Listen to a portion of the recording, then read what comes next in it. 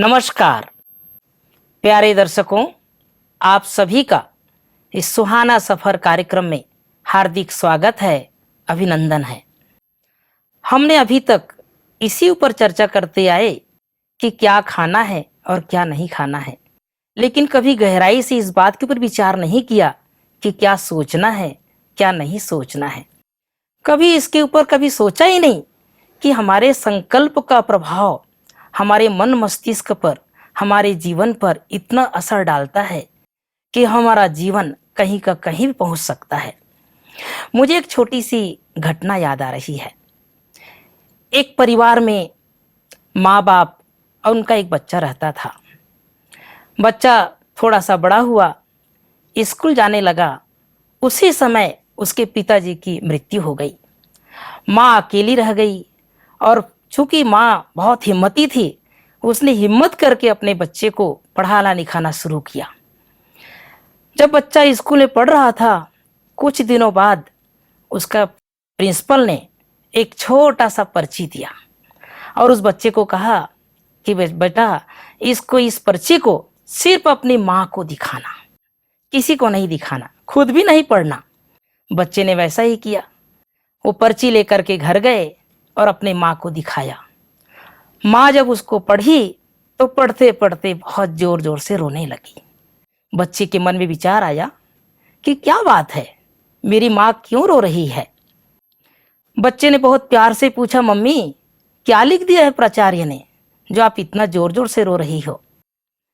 तो उसकी माँ ने कहा, बेटा अपने आप को पहले संभाला और कहा, बेटा आपके लिए लिखा है कि आप बहुत बुद्धिमान हैं, आपके अंदर बहुत योग्यता है, आप बहुत आगे जा सकते हैं, आपका बेटा बहुत पढ़ने में होशियार है। हमारा स्कूल आपके बच्चे के एजुकेशन के लायक नहीं है। आप इसको किसी ऐसे स्कूल में पढ़ाइए जहाँ बहुत उच्च क्वालिटी की पढ़ाई पढ़ाई जाती है। माँ ने आसपास वालों से सहयोग लिया, अपने रिश्तेदारों से सहयोग लिया और उस बच्चे को ऐसे स्कूल में पढ़ाई एडमिशन दिलाया जहाँ पर उच्च क्वालिटी की पढ़ाई होती हो। बच्चा आगे चल करके बहुत बड़ा साइंटिस्ट बना। बहुत खुशी हुई माँ को और उनका जीवन यापन ऐसी चलता रहा। कुछ समय बाद माँ की मृत्यु हो गई। वो बच्चा जो छोटा था वो बहुत बड़ा वैज्ञानिक बन गया। एक दिन अपने कमरे में बैठा बैठा विचार आया, आज घर की थोड़ी सफाई कर लेता हूँ। सफाई करते करते उसे एक दिन वही पर्ची मिला जो उसकी माँ के लिए उसके प्रिंसिपल ने बचपन में दिया था। उसको खोल करके देखा, उसमें लिखा था कि आपका बच्चा बहुत कमजोर है पढ़ने में, ये बच्चे के लायक हमारा स्कूल नहीं है, हमारा स्कूल का नाम खराब हो जाएगा, इस स्कूल से निकाल करके कहीं और एडमिशन दिला दीजिए, आपका बच्चा बहुत कमजोर है। उस दिन वो माँ के आंखों में आंसू आया था, आज उस बच्चे के आंखों में आंसू आ गया कि उसने मन में सोचा कि अगर आज मेरी माँ ने सत्य बात बताई होती तो आज मैं वैज्ञानिक नहीं बन पाता, बल्कि मेरी माँ ने निगेटिव बात को भी पॉजिटिव में परिवर्तन करके मुझे ऐसे बताया कि आप बहुत बुद्धिमान हैं, आप बहुत होशियार हैं। हमें जानने को मिलता है कि सच में हमारे जीवन में कभी कभी दूसरे का भी सहयोग ऐसा मिल जाता है जिससे हमारा जीवन गतिमान हो जाता है, ये सफर सुहाना हो जाता है। प्यारे दर्शकों, मैं बताना चाहता हूं कि ये घटना केवल काल्पनिक नहीं, केवल कहानी नहीं, बल्कि ये सत्य घटना है। हम इसी ऊपर आज चर्चा करेंगे। हमारा संकल्प का प्रभाव कैसे पड़ता है, हमारा संकल्प कहाँ कहाँ काम करता है, हमारे संकल्प में कितनी शक्ति है। आदरणीय सूर्य भाई जी, गीता बहन जी, आप दोनों का हमारे स्टूडियो में हार्दिक स्वागत है, अभिनंदन है। गीता बहन जी, जैसे मैं शुरू में एक छोटा सा कहानी, क्या सत्य घटना है कि एक बच्चे के ऊपर उसकी माँ का कितना प्रभाव पड़ा, तो हम अपने संकल्प शक्ति को, हमारी जो सोच की शक्ति है, सकारात्मक शक्ति है, या यूं कहें कि पॉजिटिविटी जो संकल्प है, उसको काम कैसे कराएं, उसको विकसित दिशा में कैसे लेकर के जाएं। उस माँ ने बहुत ही समझदारी से अपने बच्चे के मन में ये स्वीकार करा दिया कि तुम कमजोर नहीं बल्कि बहुत बुद्धिमान हो, बहुत होशियार हो और बहुत ही बड़ा स्कूल तुम्हारे लायक है। ये तो छोटा स्कूल है, ये एजुकेशन तुम्हारे लायक नहीं है। तो उसके मन में ये स्वीकार करा दिया और उस बच्चे ने ये स्वीकार कर लिया कि मैं बहुत होशियार हूँ, ये प्रिंसिपल ने लिख के दिया है। तो बहुत ही बुद्धिमता से माँ ने काम लिया और उसी बुद्धिमता के कारण वो बहुत बड़े साइंटिस्ट बने। हम कोई भी विचार अपने मन में उत्पन्न करते हैं तो उसमें से तरंगे उत्पन्न होती हैं, बहुत ही सूक्ष्म तरंगे होती हैं, लेकिन उसका बहुत महत्वपूर्ण रोल हमारे ऊपर, प्रकृति पर और ब्रह्मांड पर पड़ता है। अब यदि मेरी सोच सकारात्मक है, बहुत पॉजिटिव है, शुभ है, शक्तिशाली है, कल्याणकारी है, तो ये तरंगे बहुत ही पावरफुल होती हैं। जैसे मैंने यहाँ सोच उत्पन्न की, कोई भी सोच, मान लीजिए कोई पॉजिटिव है, नेगेटिव है, जो भी सोच मैंने यहाँ उत्पन्न की, तो उस सोच में से, उस विचार में से तरंगे पैदा हुई और वो मेरे ही चारों तरफ एक सर्कल बना लेती हैं। और यदि मेरी सोच पॉजिटिव है, सकारात्मक है, तो ये तरंगे अग्नि की माफिक होती हैं, गोल्डन कलर का आकार लिए होती हैं, जो मेरे लिए सुरक्षा कवच बन जाती हैं। तो ये नकारात्मक शक्तियां जो उनमें से तरंगे निकलती हैं, ये इतनी डर्टी होती हैं, इतनी गंदी जैसे होती हैं, जैसे एक मिल से धुआं निकलता है। कैसा धुआं निकलता है कि उसे देख के हम अपना नाक बंद कर लेते कि ये दूषित धुआं, प्रदूषित धुआं कहीं मेरे अंदर ना प्रवेश कर जाए। तो इसी प्रकार से हम यहाँ से धुआं फेंकने लगते हैं और वो इतना वीक ऑरा बनाता है कि हम जितनी भी हमारे आसपास नेगेटिव ऊर्जा है उसे अपनी तरफ आकर्षित करने लगते हैं। एक बात पर हम विशेष फोकस डालेंगे और दर्शकों को बताना चाहेंगे, हम जितने पॉजिटिव होते हैं उतनी ही पॉजिटिव ऊर्जा को, एनर्जी को हम अपनी तरफ आकर्षित करते हैं, और जितने ही हम नेगेटिव होते हैं तो जो हमारे आसपास नेगेटिव ऊर्जा है उसको हम अपनी तरफ अट्रैक्ट कर लेते हैं। तो ये जो हमारी नकारात्मक ऊर्जा के कारण जो हमारे चारों तरफ एक सर्कल नेगेटिव बन जाता है, एक डर्टी, एक बहुत वीक ऑरा बन जाता है, उसमें कोई भी नेगेटिविटी बहुत इजीली प्रवेश कर लेती है और हमें बहुत बहुत और ज्यादा नेगेटिव बनाने लगती है। बहुत गहरी बात आप सुना रहे हैं कि हमारा निगेटिव का प्रभाव हमारे पॉजिटिव का प्रभाव कैसे पड़ता है। मैं थोड़ा सा और इसको सरल रूप से जानना चाहता हूँ हमारे दर्शकों की तरफ से कि कोई आपके पास उदाहरण हो या कुछ ऐसी दृष्टांत हो या किसी का कोई अनुभव हो। तो ये जो तरंगे हैं मेरे चारों तरफ तो ऑरा बनाती ही हैं, लेकिन हमारी तरंगे जो हमारे मन में सोच उत्पन्न हुई, उसमें जो एनर्जी पैदा हुई, तरंगों के रूप में फैली, वो प्रकृति तक भी पहुंचती है, प्लस पूरे ब्रह्मांड में पहुंचती है। प्रकृति उन्हें रिसीव करती है, ब्रह्मांड भी उन्हें रिसीव करता है। जैसे लॉ ऑफ अट्रैक्शन, जैसे ग्रेविटेशनल फोर्स है हमारे और पृथ्वी के बीच में, हम कितने भी जोर से कोई बॉल ऊपर फेंके तो वो उतने ही फोर्स से नीचे आएगी। इसी प्रकार से ब्रह्मांड में और प्रकृति में भी हमारे साथ को लेकर के एक मैग्नेटिक अट्रैक्शन है। वो जो कुछ भी हमसे ले रही है पुनः हमें बहुगुणा रूप में लौटा रही है, क्योंकि देखिए ब्रह्मांड में दोनों प्रकार की ऊर्जाएं हैं। तो नेगेटिविटी भी है प्लस बहुत शक्तिशाली पॉजिटिव ऊर्जा भी है।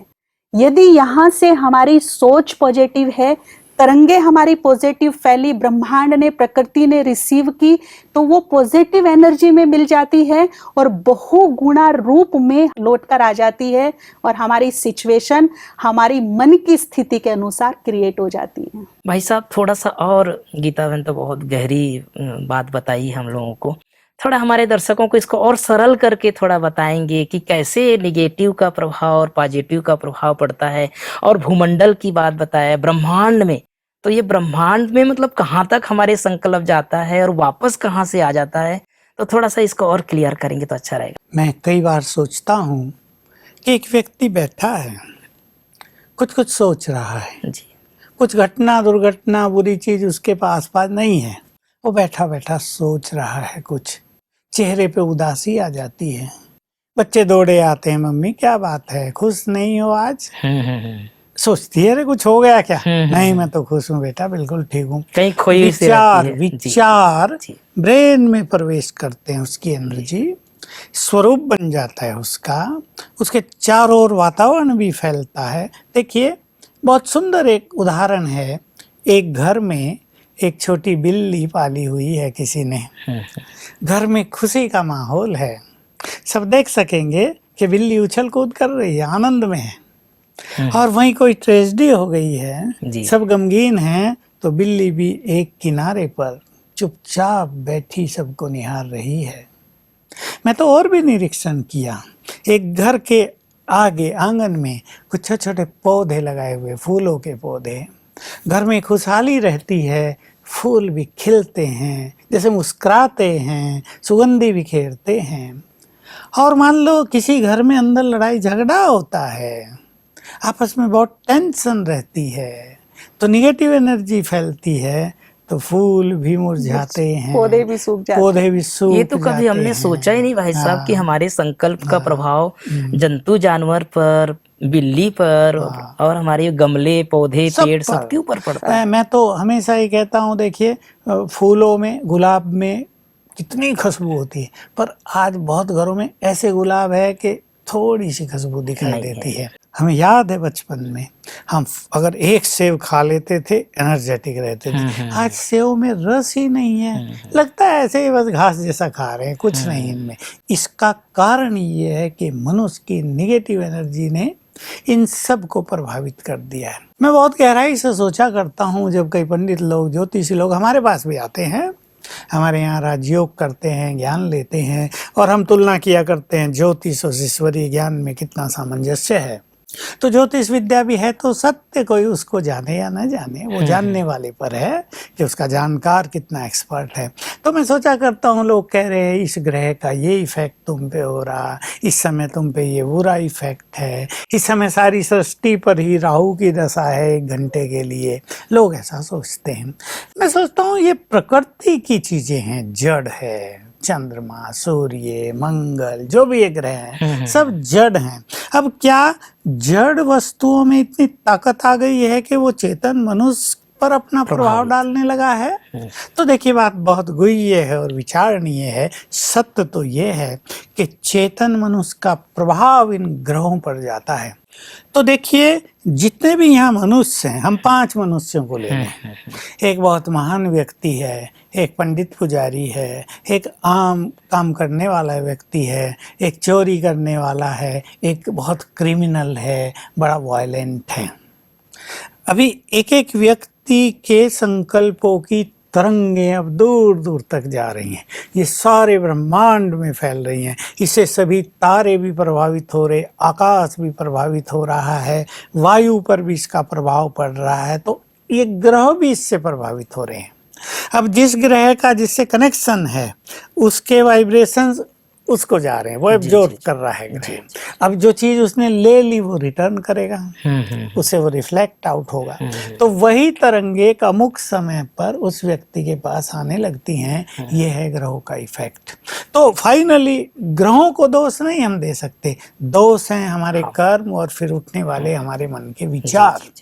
तो इतना गहरा इसका प्रभाव पड़ता है।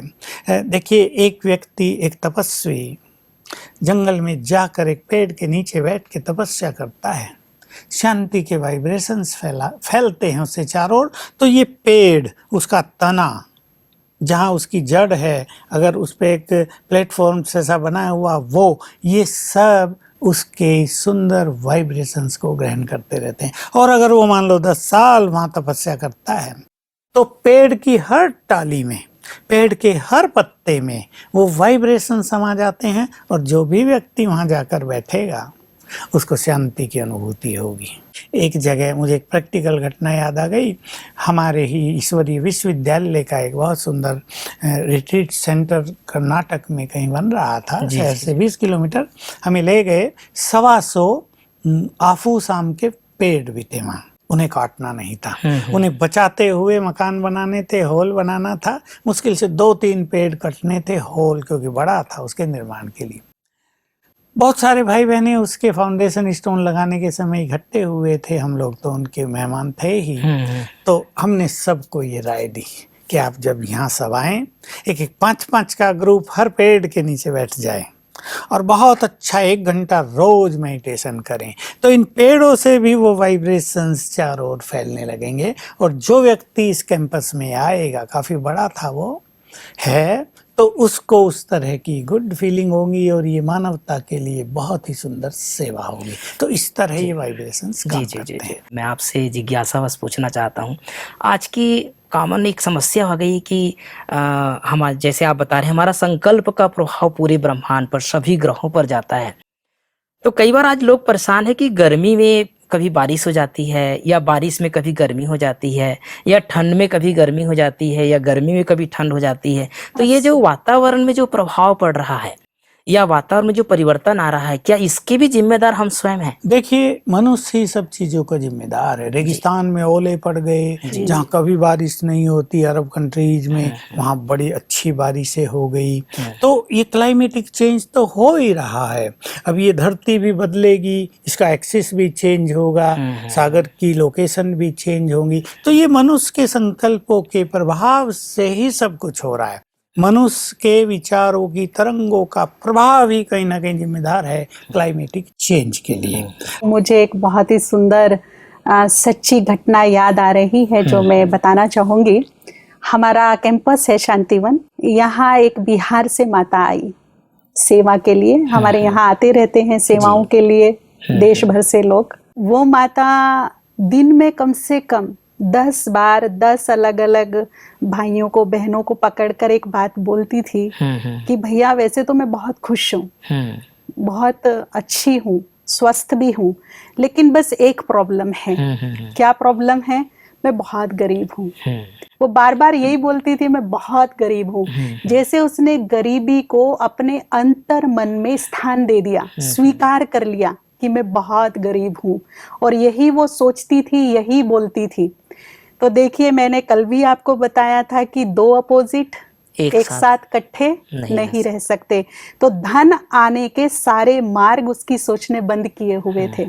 तो एक दिन एक भाई ने हमारे, जो राजयोग का अभ्यास करते हैं, बहुत अच्छी संकल्प शक्ति पर उनकी कमांड है, उन्होंने उससे बात की और कहा कि माता, आप ये जो रोज रोज कईयों को पकड़ के बोलती हो कि मैं बहुत गरीब हूँ, भगवान ने सब कुछ अच्छा दिया, बस मुझे गरीब बना दिया ना, ये अच्छा नहीं किया। तो आप ये जो बोलती हो कि मैं बहुत गरीब हूँ, आप अपने इस विचार को बदलो। भगवान ने आपको क्या क्या दिया वो याद करो। देखिए, आपको इतना सुंदर शरीर मिला है जिसकी कीमत आकी नहीं जा सकती। उसको यही बार बार बताया कि तुम गरीब नहीं हो। देखो, तुम भगवान की सेवा करती हो, भगवान के अंग संग का अनुभव करती हो, तुम्हारे पास शांति सुख संतोष के खजाने हैं जो किसी के पास नहीं है। उसको ये बोला कि चलो मैं आपको 5 लाख रुपए देता हूँ, आप मुझे कहीं से खुशी खरीद के ला दो, शांति खरीद के ला दो, लेकिन वो तुम्हारे पास है, वो तुम्हारे पास है, सबसे कीमती दौलत तुम्हारे पास है। तो तुम गरीब कहाँ हो? अपनी सोच बदलो। तुम सुबह उठ करके रोज भगवान को धन्यवाद करो कि हे भगवान, तूने मुझे बहुत कुछ दिया, मेरे जीवन में संतोष दिया, खुशी दी, लायक बच्चे दिए, तेरा कोटि कोटि बार धन्यवाद।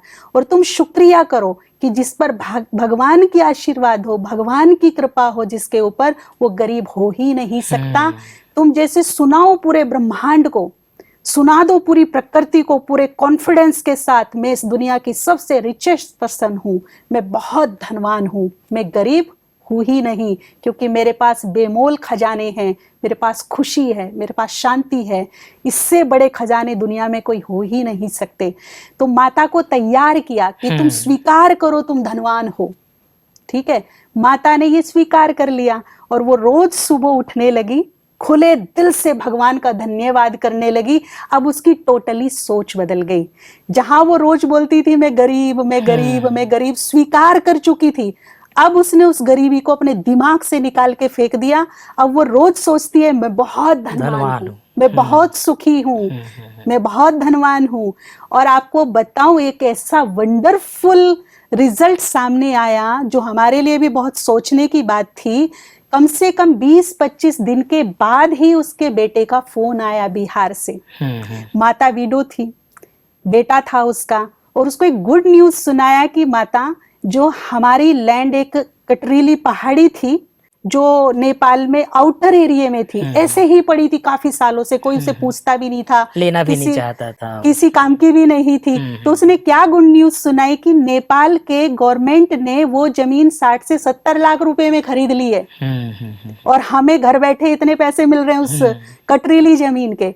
तो मैं यही कहना चाहूंगी कि देखिए, जैसे उस माता ने कॉन्फिडेंस से अपने आप को ये विश्वास दिलाया कि मेरे जैसा धनवान तो कोई है ही नहीं, मैं तो बहुत धनवान हूं, तो गरीबी वहां से निकल गई, धन का आगमन हुआ, धन के रास्ते खुलने लगे। उसने कई बार सोच सोच कर उस धन का आह्वान किया और उसे ये गुड न्यूज मिला।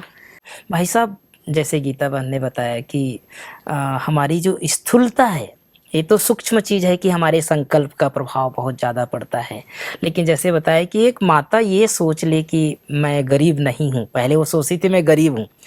अब आम आदमी जो गरीब है वो तो यही सोचेगा ना भाई साहब कि मैं गरीब हूँ, लेकिन अगर उसके संकल्प ये चल जाए कि मैं गरीब नहीं हूँ, धनवान हूँ, तो क्या सच में स्थूल धन आने भी शुरू हो जाते हैं? देखिए, ऐसी बात है, अभी जो व्यक्ति गरीब है, मान लो मजदूर के घर जन्म लिया बच्चों ने, अभी वो अपने माँ बाप को मजदूरी करते देखते हैं, उनके साथ ही जाते हैं पढ़ने लिखने में, अगर भेजा भी जाता है तो इतना शौक नहीं रहता है, उनको एक नेचुरल सबकॉन्शियस माइंड में संकल्प समा जाता है, भाई हम तो मजदूर हैं, हम तो गरीब हैं, अब हम थोड़ा ही शादियों में बहुत पैसे खर्च करेंगे, हम थोड़ा ही कोई कार खरीदेंगे, हम तो गरीब हैं, स्वीकार कर लेते हैं, स्वीकार करें। बस बात ये है कि जिस मनुष्य जो स्वीकार कर लिया वो प्रैक्टिकल होने लगा। तो ऐसे जितने भी गरीब लोग हैं, पहले तो मैं उन सबको कहूँगा कि कर्मठ बन जाएं। मान लो उन्हें गरीबी में मजदूरी भी करनी है ना, तो मजदूरी भी ऐसी जिम्मेदारी से करें कि जो उसका मालिक है वो खुश हो जाए, कुछ ही दिनों में बड़ा काम मिल जाएगा कि ये व्यक्ति बहुत जिम्मेदार है। अभी एक मजदूर व्यक्तियों में क्या हो रहा है कि अपने मन को बहुत ठंडा कर दिया है, धीरे धीरे काम करेंगे और हम तो हैं ही डल, हमारा क्या महत्व है।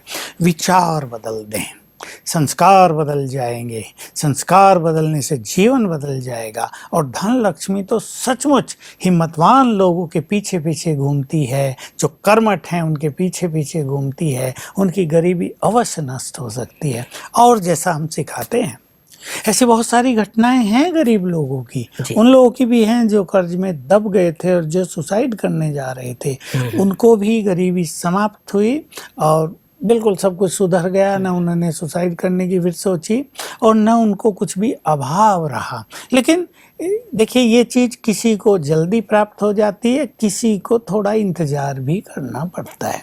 अगर मनुष्य ये रिजेक्शन की फीलिंग को निकाल दे, उसका जो विवेक है, अंतर विवेक, वो रिजेक्ट न करे कि तुम धनवान हो। जैसे गीता बहन ने कहा, एक एक अंग की कितनी वैल्यू है, खुशी और शांति की कितनी कीमत है, जो बाजार में नहीं मिलती, जो कहीं नहीं मिलती। वो व्यक्ति ऐसी खुशी और ईश्वरीय नशे में रहने लगे, एक खुमारी चढ़ जाए, नहीं हमारे पास सब कुछ है, भगवान ने हमें सब कुछ दिया, तुम्हारा बारंबार शुक्रिया, हमारे पास सब कुछ है, पर्याप्त धन भी है। चलो ये भी ना कहे मैं रिचेस्ट इन दी वर्ल्ड हूँ, पर मेरे पास बहुत धन है, मुझे कहीं कमी नहीं पड़ती, जहाँ आवश्यकता होती है धन प्राप्त हो जाता है, मैं सचमुच बहुत सुखी हूँ। तो लॉ ऑफ अट्रैक्शन के अनुसार धन यानी लक्ष्मी उसकी ओर आकर्षित होने लगेगी, मार्ग खुल जाएंगे। लेकिन मनुष्य को विश्वास भी चाहिए, पहली चीज कॉन्फिडेंस, और उस तरह की कर्मठता भी, पुरुषार्थ भी उस तरह का।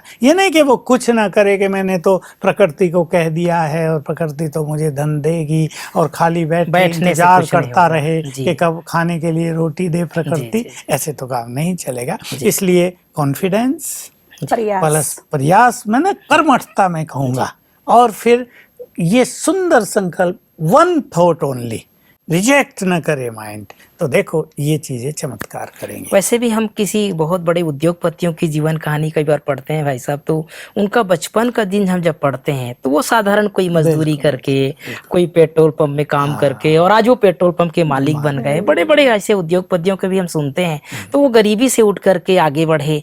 तो गरीबी कोई अभिशाप नहीं है, लेकिन सिर्फ संकल्प की बात है कि उसमें अपने आप को कैसे मोल्ड करें और कैसे अपने जीवन को आगे बढ़ाएं। आप दोनों हमारे दर्शकों के लिए बहुत सुंदर सुंदर विचार लेकर के आए, अपना बहुमूल्य समय निकाल करके आए, उसके लिए पुनः आप दोनों का बहुत बहुत धन्यवाद। प्यारे दर्शकों, आज हमने चर्चा में जाना कि जीवन में कभी कोई बात आती है तो उस बात को बहुत गहराई से ना लें। कई बार हम जिस परिस्थिति में रहते हैं हम दूसरों से तुलना करते हैं कि काश मेरे पास भी ये चीज़ होता तो मेरा जीवन का बहुत विकास हो सकता। लेकिन हमारे अगर संकल्प अच्छे हैं, श्रेष्ठ हैं, हमारे अंदर खुशी का संचार हो रहा है तो हर परिस्थिति का सामना कर सकते हैं। अपने जीवन का आनंद लीजिए। हमारा एक एक अंग बहुत महत्वपूर्ण है, इसलिए शरीर का भी ध्यान रखते हुए अपने जीवन को बहुत गतिमान बना करके रखें। अपने आसपास के वातावरण को अच्छा बना करके रखें। आप खुश रहेंगे तो आपका परिवार खुश रहेगा, आप खुश रहेंगे तो आपके समाज खुश रहेंगे। आपकी खुश रहने से कितनी बड़ी शक्ति संसार में फैल रही है, इसकी जानकारी हमें मिली। आगे भी आपको बहुत सारी जानकारी देते रहेंगे। तब तक के लिए आपसे विदा लेते हैं। नमस्कार।